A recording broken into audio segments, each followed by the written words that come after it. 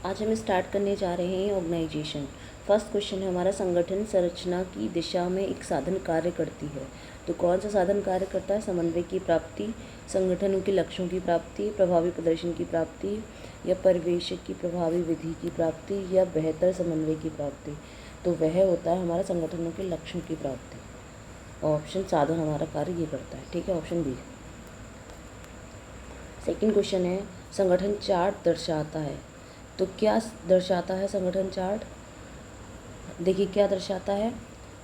कार्यालय उपकरणों की, ये है हमारा कार्यालय उपकरणों की संस्थापना और पदों व प्रकारों के मूल संबंध व एवं समूह, उत्पादन प्रक्रिया के उतार चढ़ाव दर्शाने वाला चार्ट, कई कर्मचारियों के वर्षवार वेतन विवरणों का एक आलेख निरूपण। तो क्या दर्शाता है? पदों व प्रक्रियाओं के मूल संबंध और कार्य। ठीक है। थर्ड क्वेश्चन है, लोग समूह लक्ष्यों की प्राप्ति के लिए एक संगठन में कार्य करते हैं। बी ऑप्शन कथन इसका है, समूह के लक्ष्यों को व्यक्तिगत लक्ष्यों के साथ गठबंधन नहीं किया जा सकता। समूह के साथ कार्य करते हैं लेकिन क्या करते हैं, गठबंधन नहीं किया जा सकता। तो क्या है इसका? और कारण है इसका ये, संगठन व्यक्तिगत लक्ष्यों को पूरा करने के लिए एक मंच प्रदान करता है। सबसे उपयुक्त विकल्प का चयन करें। तो इनमें से बताना है कि चयन करना है कि कौन सा सही है और कौन सा गलत है। तो क्या बोलता है, एक कथन सही है लेकिन कारण भी सही नहीं है। ठीक है, कारण भी सही है क्योंकि बोल रहा है मंच प्रदान करता है ये लक्ष्यों को पूरा करने के लिए। तो हमारा ऑप्शन होगा कथन ए सही और कारण सही तर्क, ऑप्शन सी। ठीक है।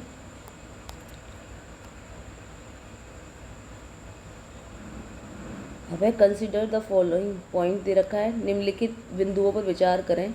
गतिविधियों को समूहीकरण करना, आवश्यक अधिकार समूहों दूसरों को सीधना, कार्यों की गतिविधियों को परिभाषित और निर्देशित करना, गतिविधियों में कार्य का विभाजन करना, कार्यों में कमियों को लगाना, उद्देश्यों को ज्ञात करना, संगठनात्मक संबंधों को बनाना।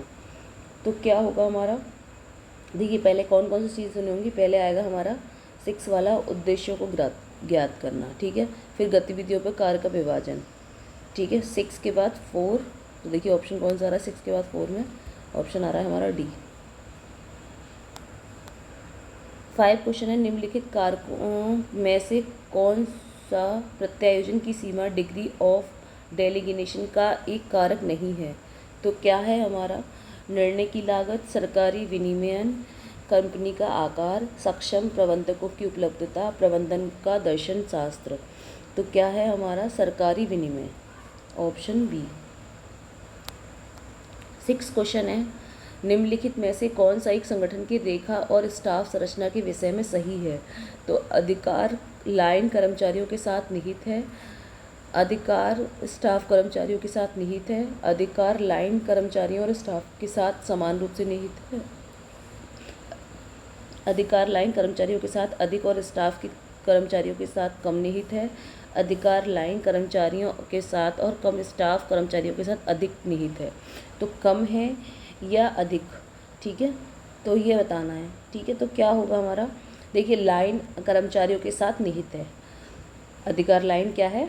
कर्मचारियों के साथ निहित है, तो ऑप्शन ई होगा हमारा। 7 क्वेश्चन है, भावना स्थितिजनक आवश्यकताओं के अनुसार 2 या 2 से अधिक मालिकों की भागीदारी की अनुमति देता है। तो क्या होगा? कौन देता है? Matrix, option D. 8 क्वेश्चन है, निम्नलिखित में से कौन सा कार्य एक संगठन प्रक्रिया के लिए एक आवश्यक कदम है? तो नियोजन के आधार की स्थापना, अधिकार अंतरण, आंतरिक समन्वय और कार्य मूल्यांकन। तो कौन करता है? अधिकार अंतरण, delegation of authority, option B. 9 question है, किसी संगठन के भीतर कार्य कर इकाइयाँ और समूह के गठन के माध्यम से श्रम विभाजन को कहते हैं। तो क्या कहते हैं? नियंत्रण, लंबद विशिष्टीकरण, क्षेत्रीय विशिष्टीकरण या समन्वय। तो कहते हैं क्षेत्रीय विशिष्टीकरण, ऑप्शन सी। 10 क्वेश्चन है, लोकतांत्रिक संगठन का उच्चतम प्रारूप है? रेखीय संगठन, कार्यात्मक संगठन, समिति संगठन और स्टाफ संगठन। तो क्या है हमारा? समिति संगठन, ऑप्शन सी। 11 क्वेश्चन है, उद्देश्यों द्वारा प्रबंध दृष्टिकोण के अंतर्गत प्रत्येक उद्देश्य में आवश्यक तत्व नहीं है। तो लागत तत्व, मानवीय संबंध तत्व, समय तत्व और मापनीय तत्व। तो क्या है हमारा लागत तत्व, ऑप्शन ए। 12 क्वेश्चन है, जो संगठन अनुकूल बनने और परिवर्तन की क्षमता विकसित कर देता है उसे कहते हैं। तो उसे क्या कहते हैं, वास्तविक संत, शिक्षार्थी संगठन, विकासशील मगन, परिवर्तनीय संगठन। तो उसे बोलते हैं शिक्षार्थी संगठन, ऑप्शन बी। 13 क्वेश्चन है, रेखा एवं कर्मचारी संगठन सबसे उपयुक्त है छोटे उपक्रमों के लिए, मध्यम श्रेणी के उपक्रमों के लिए, बड़े आकार के उपक्रमों के लिए, कुटीर उद्योगों के लिए। तो वह है हमारे बड़े आकार के उद्योगों उपक्रमों के लिए, option B, option C sir. 14 question है, किसी उपक्रम के संगठन की स्थापना करता है उच्च प्रबंध, मध्यम प्रबंध, निम्न प्रबंध या उपयुक्त सभी। तो करते हैं सारे के सारे करते हैं उपयुक्त सभी। 15 क्वेश्चन है, एक संगठन संरचना जिसमें स्वामित्व प्रबंधन को अलग अलग किया जाता है कहलाता है, क्या कहलाता है, sole proprietor, proprietorship, partnership firm, company या फिर इनमें से कोई नहीं। तो कहलाता है हमारा क्या, कंपनी, ऑप्शन सी। 16 क्वेश्चन है, क्रियात्मक संगठन आधारित है केवल विशिष्टीकरण पर, केवल समानीकरण पर, विशिष्टीकरण और समानीकरण दोनों पर या फिर उपयुक्त में से कोई नहीं। तो वह होती है केवल विशिष्टीकरण पर, ऑप्शन ए। 17 क्वेश्चन है, किसी व्यक्ति का विवरणात्मक विचार जो वह किसी चीज़ के लिए रखता है कहलाता है। तो क्या कहलाता है, मनोवृत्ति, धारणा, मनोभाव, इनमें से कोई नहीं। तो क्या कहलाता है, वो कहलाता है धारणा, ऑप्शन बी। 18 क्वेश्चन है, अधिकांश संगठनों में निम्न में से कौन से प्रकार के प्रतिकार पाए जाते हैं, प्रभावकीय प्रतिकार, लाइन प्रतिकार, स्टाफ प्रतिकार, कार्यात्मक प्रतिकार। तो क्या होते हैं, तो वह पाए जाते हैं हमारे लाइन प्रतिकार, और वो पाए जाते हैं हमारे कौन से, लाइन प्रतिकार और स्टाफ प्रतिकार और अथॉरिटी, तीनों होते हैं। तो कौन सा ऑप्शन आएगा, डी। निम्नलिखित में से कौन से एमबीओ प्रोग्राम विफलता का उत्तरदायी कारक नहीं है, परिस्थितियों के परिवर्तन को पूरा करने के लिए लक्ष्य को बदलते रहना, आसान लक्ष्य और प्रबंधक सपोर्ट का अभाव, अवास्तविक कठिन लक्ष्य निर्धारित करना। तो क्या होगा हमारा, परिस्थितियों के परिवर्तन को पूरा करने के लिए लक्ष्य बदलते रहना, ऑप्शन ए।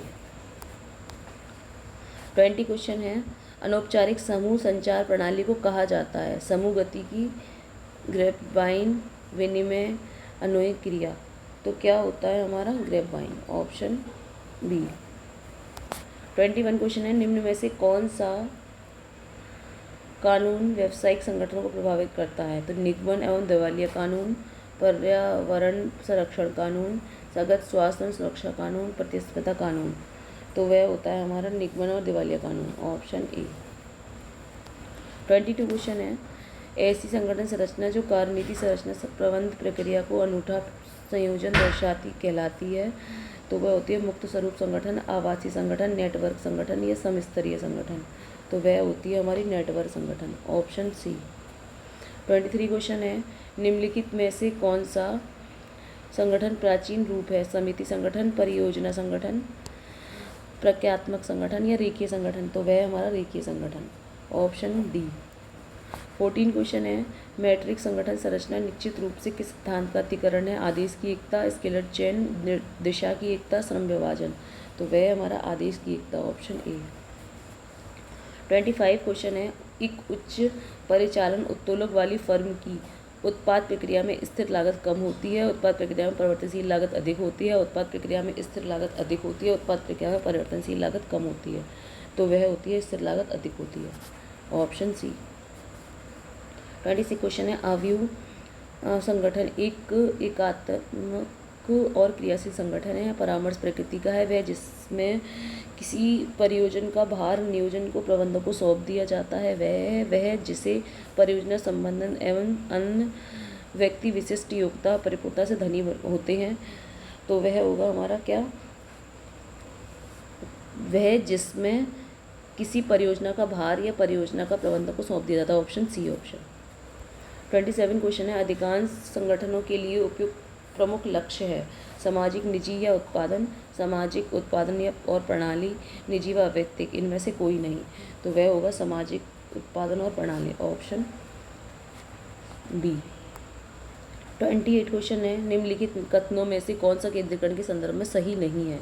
तो केंद्रीय अधिकारियों को शक्ति और प्रतिष्ठा प्रदान करना, अधीनस्थों के मनोबल में वृद्धि करना, शीर्ष प्रबंधन का बोध बढ़ाना, छोटे प्रबंधन पर बोझ बढ़ाना, त्वरित निर्णय लेने के लिए सुविधा प्रदान करना।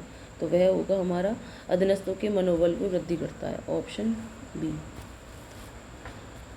आज की क्लास हम यहीं पे ख़त्म करते हैं, फिर मिलेंगे हम।